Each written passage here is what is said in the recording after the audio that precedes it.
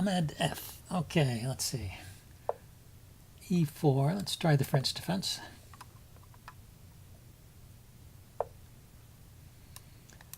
One of those lines that avoids the main lines.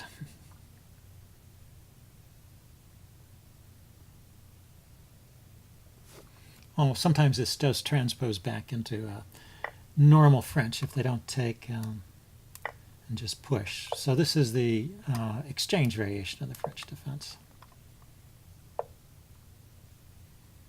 Yeah, let's go ahead and put a pawn on c6 to keep the knight from hopping into b5 and harassing my bishop.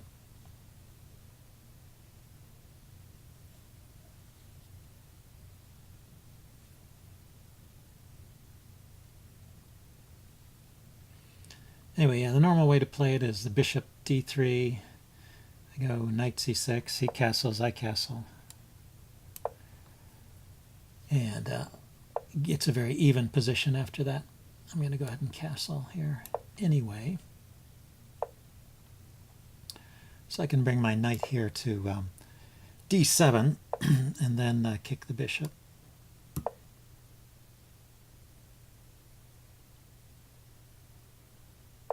Let's see if he wants to take.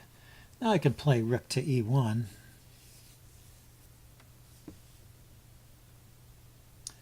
With my knight here, it doesn't matter if he takes and drags my queen over here because the knight's defending the other knight, and it unpins my knight if he exchanges.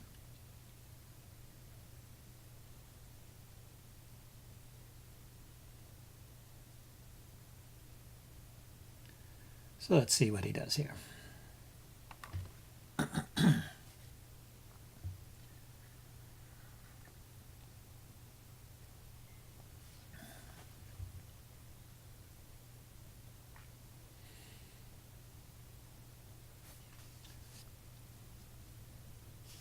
You know, I could have considered a move like queen to b6 there instead of rook here. I can't play queen b6 now because my queen is needed to protect the rook. Maybe I could trade rooks and then play queen b6. Anyway, it hits the d pawn, although that's adequately defended, and hits the b pawn.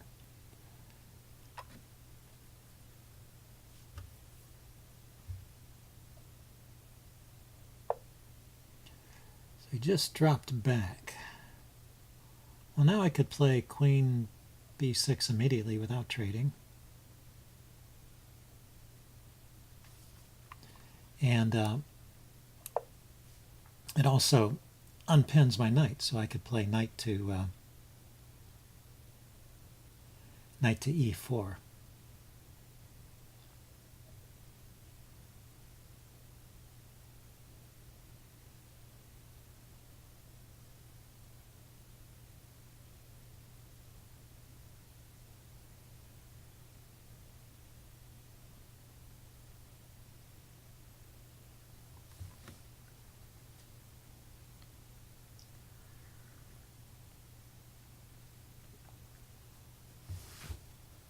Well, let's see. He could just continue with knight to g3. That would stop the knight from coming here, wouldn't it?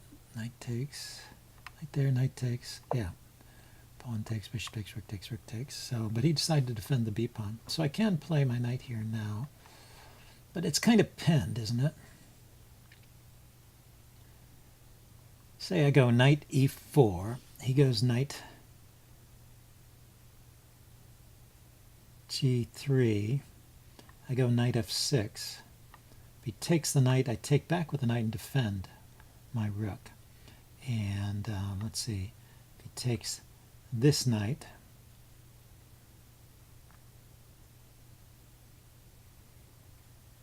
and I take back with the knight, bishop takes, pawn takes, or rook takes.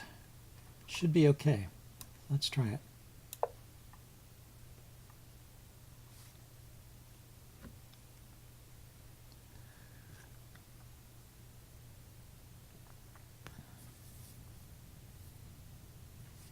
And it's very desirable to get this other knight to f6, open up diagonal for the bishop, and if I get the bishop off the back rank, my rooks are connected, and I should have a decent position then. Just takes a little bit, a couple moves here.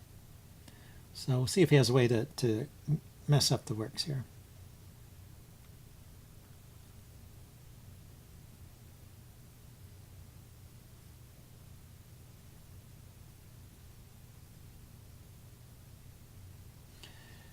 If he takes with the bishop, bishop takes, maybe I should take back with the rook. If I take back with the pawn, he can kind of gang up on the pawn and probably win it. Then if the knight moves, I trade the rook, and if he tries to hold the status quo, this knight can come around via f8 to g6, g6 hitting the bishop, and that also will open up my light squared bishop. So, well, we'll see what he comes up with here.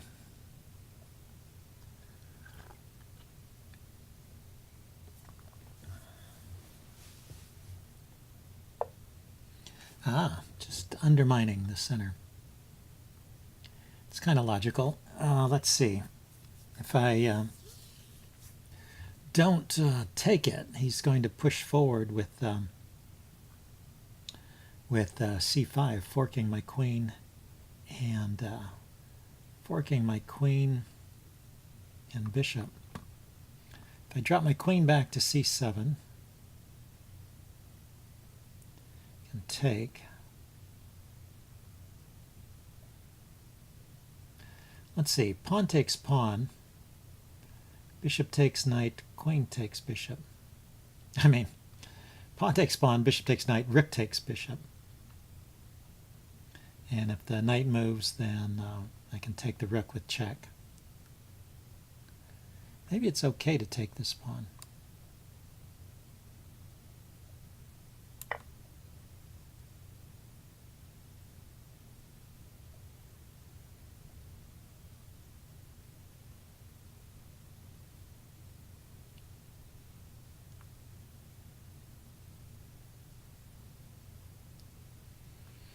So if just pawn takes, then I guess I will have to move my queen back anyway.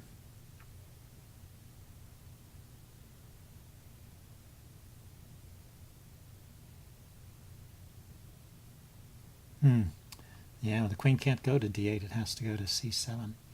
This might be a little awkward. Just pawn takes.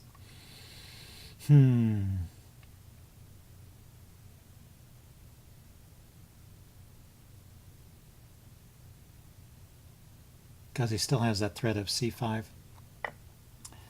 Yeah, okay, so maybe I should play c5 myself here. My knight is not yet hanging, and I'm in trouble, I think, if I just simply retreat the queen. So let's try and play a little more actively here.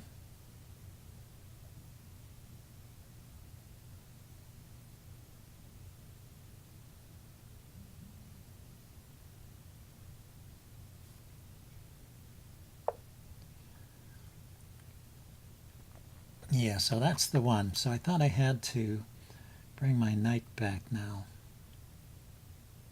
to defend my rook.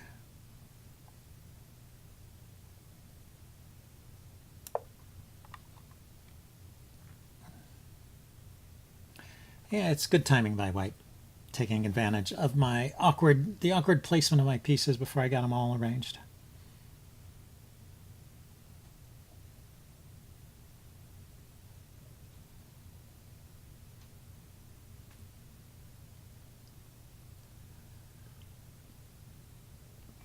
So if bishop takes knight, knight takes bishop, still protecting the rook. If rook takes rook, knight takes rook. Pawn takes pawn, bishop takes pawn. Yeah, so he goes here first, which drives my rook to the back rank. Brings the queen out. Let's see, so let's get the other rook, the other knight. Get the other knight going because I want to be able to move my bishop off the back rank.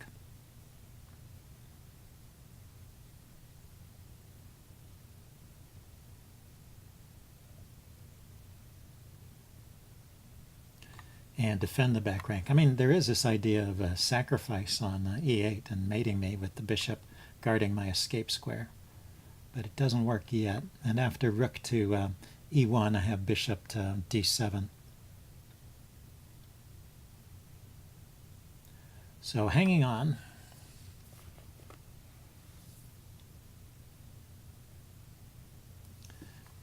Rook to b1, I have queen c7, I guess.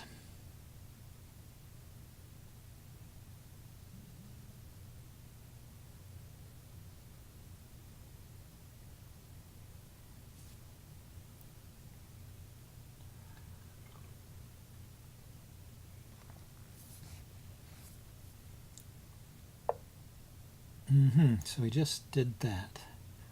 Just pushed the pawn forward. So how about if I bring out the light squared bishop finally and get a pin on his knight.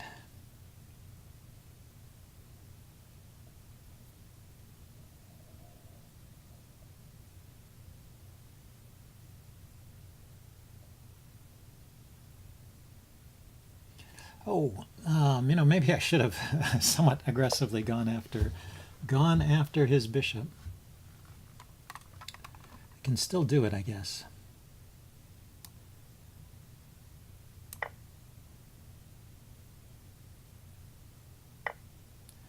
Because his bishop on h5 is trapped.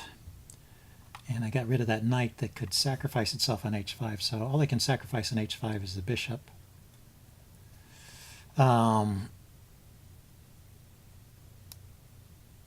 Which will leave me with a pawn there. And my knight is defending my other knight, so that's okay. The queen is also on this rank, third rank here, or the sixth rank. I just need to be able to move this bishop with tempo, which I can do by taking his knight. If I need to clear the third rank. So even though his queen and bishop are menacingly posed here, I think I should be able to get away with this. We'll see. Yeah, so he lines up for the attack. Here, let's eliminate the knight.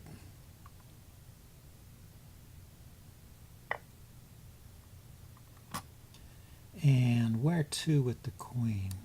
Here.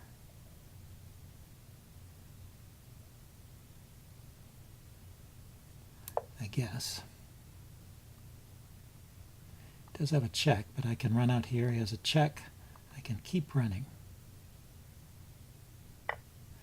And at the end of the day, I am a piece up. So let's bring this knight into the game.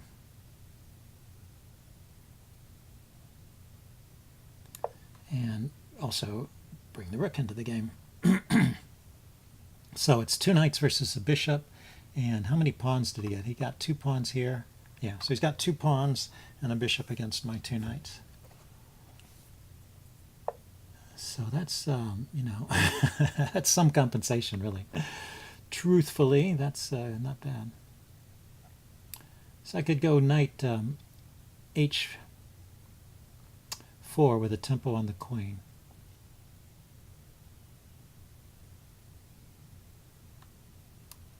Let's bring my rook. Let's bring my rook to the e-file first.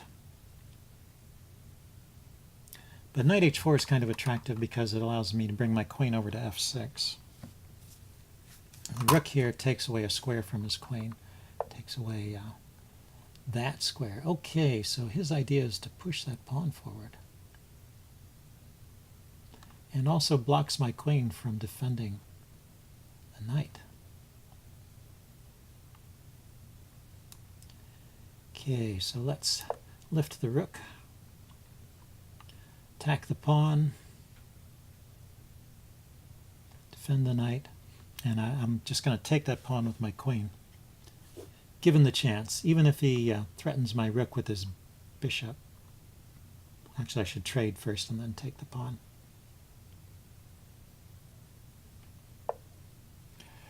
Yeah, so it's piling up here. Let's take.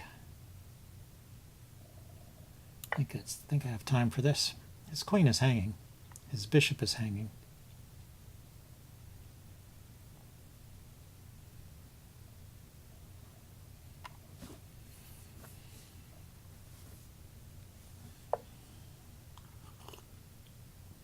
Yeah, so let's take the queen. Saved the wrong piece. Okay, anyway, that was an interesting game. I think he was doing pretty well until he left his bishop out to be stranded. And I actually didn't notice it for a while. I might have been able to catch on to that sooner, play stronger. But anyway, I will upload this and do a postmortem. See you guys later. Bye.